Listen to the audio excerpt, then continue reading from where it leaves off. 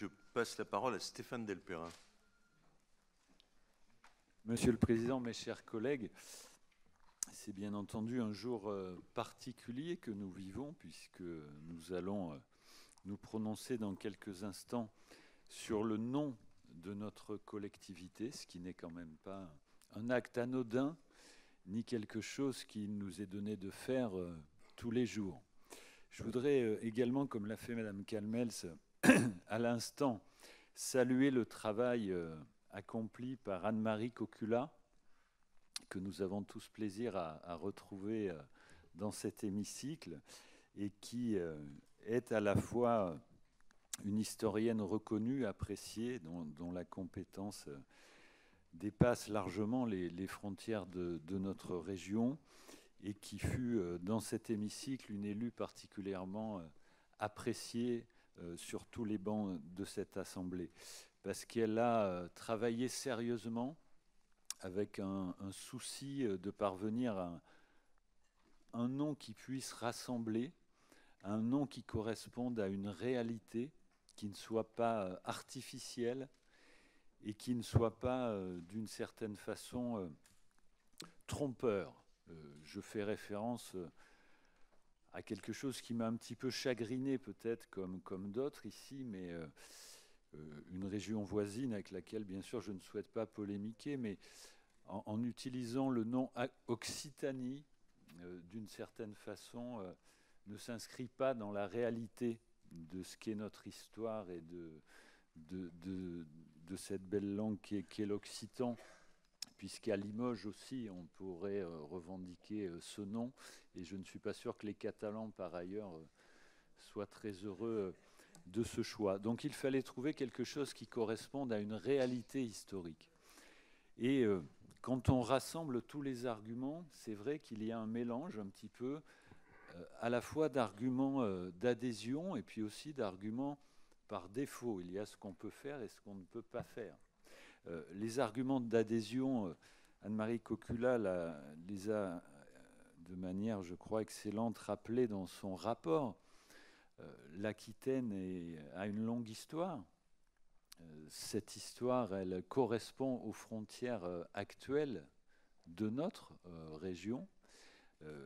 Ce n'est pas quelque chose d'artificiel ou qui serait un petit peu de circonstance. Ça correspond vraiment aux frontières de l'une de nos plus anciennes régions, d'une région qui a toujours eu une forte identité culturelle, linguistique, hein, et dont l'histoire trace un sillon profond et ancien. Il fallait aussi un nom qui corresponde aux attentes de nos concitoyens.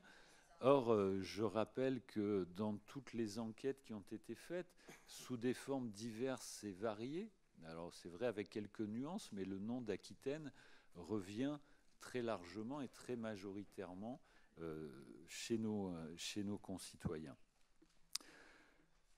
Il fallait quelque chose qui marque également le passage à une nouvelle histoire, à une nouvelle aventure, à une nouvelle frontière qui puisse nous identifier.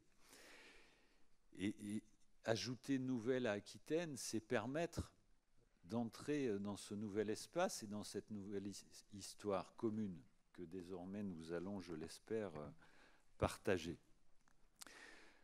Les arguments par défaut sont évidents, ils ont été rappelés, mais ils pouvaient bien sûr, hein, selon les sensibilités des uns et des autres, avoir recueilli un certain nombre de préférences ou d'adhésions, mais à l'évidence, le sud-ouest ne correspondrait pas réellement à notre frontière géographique. D'autres peuvent aussi s'en réclamer. Par ailleurs, il s'agit d'une marque, et donc elle ne peut être utilisée n'importe comment. Atlantique, ça a été rappelé, mais tous les départements de notre grande région ne sont pas des départements littoraux. Et par ailleurs, l'Atlantique ne s'arrête pas aux frontières de ce que nous espérons être bientôt la Nouvelle-Aquitaine. D'autres aussi peuvent s'en revendiquer.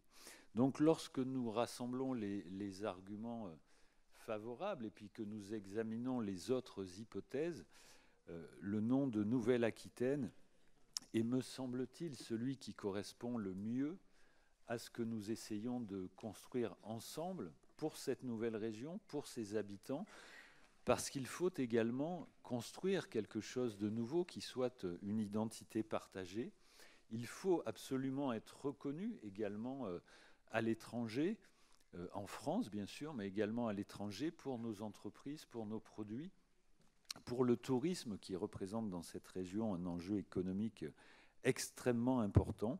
Et je crois que pour toutes ces raisons, ce nom de Nouvelle-Aquitaine est celui qui, nous semble-t-il, doit rallier aujourd'hui le plus de suffrages, et si possible, pas simplement parce qu'il faut trouver un nom, mais parce que ce doit être le début de quelque chose, le début d'une nouvelle aventure. Nous sommes en train de construire une nouvelle région, et c'est quelque chose de formidable. Ce doit être une aventure positive qui nous permette de rassembler la richesse de tous les territoires. Je voudrais en un mot, de ce point de vue, rappeler, nous l'avons vécu dans l'ancienne Aquitaine, mais ce doit être vrai aussi dans les deux anciennes régions. Les identités ne doivent pas s'opposer. On peut au contraire, et on le sait, il y a de nombreux travaux sur le sujet, cumuler les identités. Et pas plus qu'hier, les Basques se sentaient moins basques parce qu'ils étaient dans l'Aquitaine, ou les Béarnais, mon cher Pierre, je suppose que c'est le cas de tous les départements qui continueront, de tous les départements au sens large, hein, et de toutes nos identités régionales qui perdureront dans cette nouvelle entité régionale que nous sommes en train de construire ensemble.